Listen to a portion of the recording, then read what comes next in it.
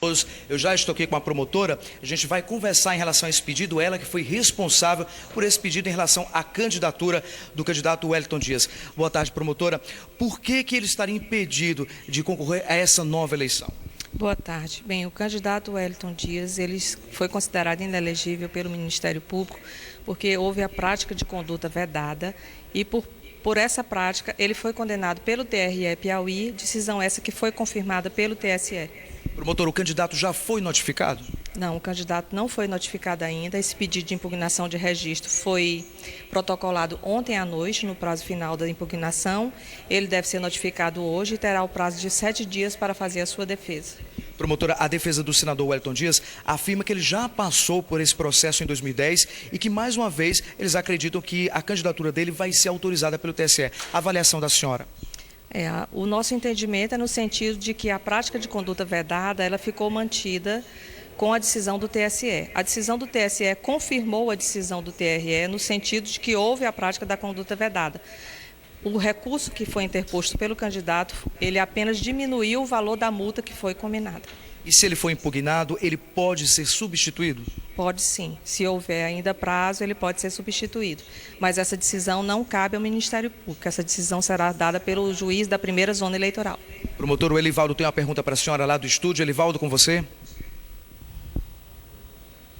Fundamenta a ação pedindo a impugnação do registro da candidatura do senador Wellington Dias tem relação com a lei da ficha limpa, considerando que a sentença que a senhora faz referência apenas resultou em multa para a conduta vedada em que ele foi punido?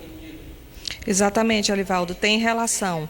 Essa condenação feita pelo TRE, ela diz respeito ao uso pelo candidato de programa social de emissão de carteiras de motorista. Esse uso foi feito durante a campanha de 2006, quando o candidato era governador e concorria à reeleição.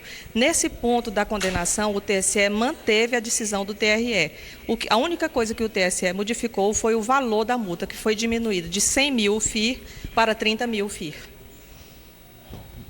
A condenação foi referente à eleição de 2006. Onde o então governador Wellington Dias era candidato à reeleição. A lei da ficha limpa alcança também esse período?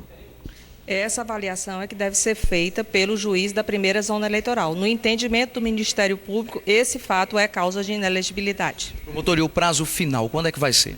O prazo final para o julgamento de todos os pedidos de registro, assim como dos pedidos de impugnação, é o dia 5 de agosto. Eu insisto aí nessa questão. Pergunta para a promotora? Sim, Vinícius. Doutora Miriam, eu insisto nessa situação do senador Wellington Dias, candidato a prefeito de Teresina, não já há decisão, parecer da Justiça Eleitoral na sua instância superior, no TSE, que faz referência ao alcance da chamada lei da ficha limpa? Essa decisão, volto a dizer, é exclusivamente do juiz. O entendimento do Ministério Público é de que prevalece a causa de inelegibilidade. O seu pedido, o pedido do Ministério Público com relação à impugnação, tem algum prejuízo? Afeta de algum modo a campanha do candidato do PT à Prefeitura de Teresina? Não, enquanto o pedido não for julgado e a decisão não transitar em julgado, o candidato continua fazendo campanha normalmente. A senhora faz referência a transitar em julgado. A primeira instância, na primeira zona eleitoral, é na comarca aqui de Teresina. Uma decisão, digamos, favorável ao pedido do Ministério Público. Isso, já na primeira instância, pode cancelar a campanha do candidato? Essa decisão ainda é passível de recurso ao TRE. E o recurso, uma vez impetrado, dá também condições, ampara a campanha do candidato? Repita, por favor. Vamos supor que aqui na primeira instância condene, haja impugnação do registro de candidatura do senador Wellington Dias a prefeito de Teresina. Um recurso, primeiro na primeira instância ou na própria instância do Tribunal Regional Eleitoral, isso traz algum prejuízo à campanha do candidato? Como o candidato pode continuar fazendo campanha até que a decisão seja definitiva, eu acredito que não, mas essa avaliação ela está adstrita aos comitês de campanha do próprio candidato e não à Justiça Eleitoral. O Vinícius perguntou para a senhora, e ele fez referência agora há pouco, à eleição de 2010, em que o senador, então governador, depois se desincompatibilizou e disputou a eleição para o Senado, foi eleito, respondeu a uma ação parecida, semelhante, e não sofreu nenhum tipo de sanção ou punição. tomou posse, exerce o mandato de senador. Isso pode, de alguma forma, ser um fator favorável ao recurso do senador? Na nossa avaliação, esse recurso, ou qualquer julgamento que tenha havido anteriormente, não atinge o nosso pedido de impugnação de registro. Mas é claro que essa avaliação dos reflexos dessa decisão, ela só será feita pelo juiz a quem cabe fazer o julgamento. E em relação a outros casos, doutora Miriam, o Ministério Público está atento a outros pedidos de impugnação de registros de candidatura em andamento aí na primeira zona? Até o presente momento foram feitos apenas 2 pedidos de impugnação, ambos pelo Ministério Público.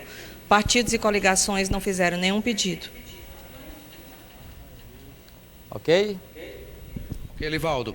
Pois não, Tanto ministro. as informações da promotora eleitoral Miriam Lago, que foi responsável por esse pedido. Todos os detalhes, e você pode acompanhar ainda esse caso pelo nosso portal cidadeverde.com.